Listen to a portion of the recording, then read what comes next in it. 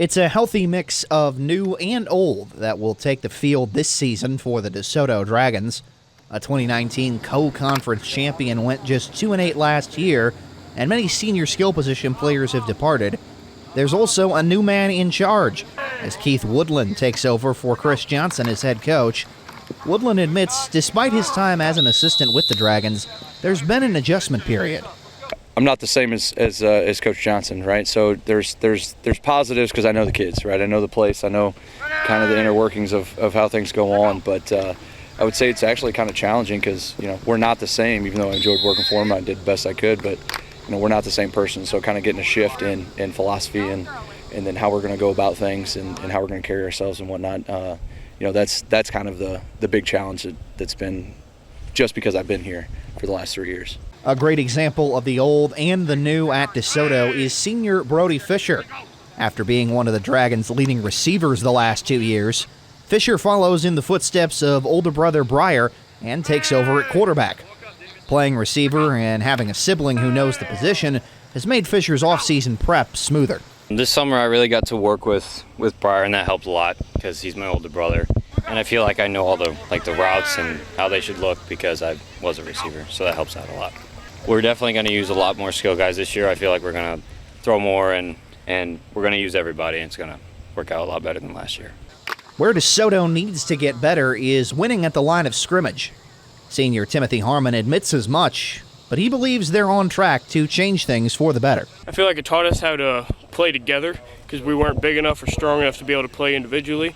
So I feel like it really helped us come together as a line to play as one instead of trying to play as separate people. A lot of it was the weight room, really, because of COVID, we didn't get our summer workouts in last year.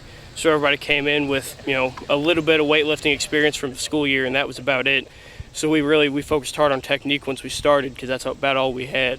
Woodland thinks he's got a more physical football team on the whole. And that's across the board. That's the skill kids. That's the O-line. They put good work in the spring semester, and then really the summer we had really good attendance.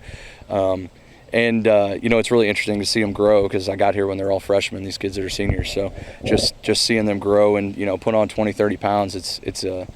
It's one of the gratifying things I should say, as just a coach in general, is to see them grow into young men. When the line holds up, that opens opportunities for some exciting skill position talent.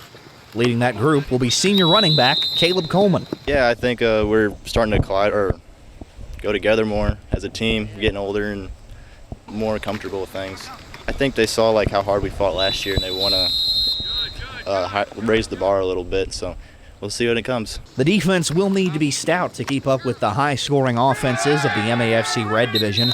Senior linebacker Bradley Hunt says he thinks simply processing the game quicker is a big step forward. Keep your eyes open. Last year, I didn't really know what to do. Just kind of running around. This year, I feel like I have a better idea of what's going on. If DeSoto's going to get back to being in the mix for a conference championship, high self-esteem won't hurt. Woodland says he wants to make his program a place the players want to be a part of, but his guys also showed up this season with the right attitude. I love kids, right? So I'm big on relationships-wise, but I think the biggest part of that is they're confident, right? And we've had a pretty good offseason, really good summer. We didn't touch football until last Monday, so we focused on us and our bodies and our team and kind of getting that camaraderie built up. But really, we were pretty young. Especially across the board up front. They should have been JV kids, and they're playing varsity football. So it's really a confidence thing, I think, more than a cultural shift than anything, as far as them being loose, and being confident in themselves. DeSoto starts a new season of Dragon football by hosting Seckman on August 27th. Reporting for Regional Radio Sports, I'm Nathan Gertz.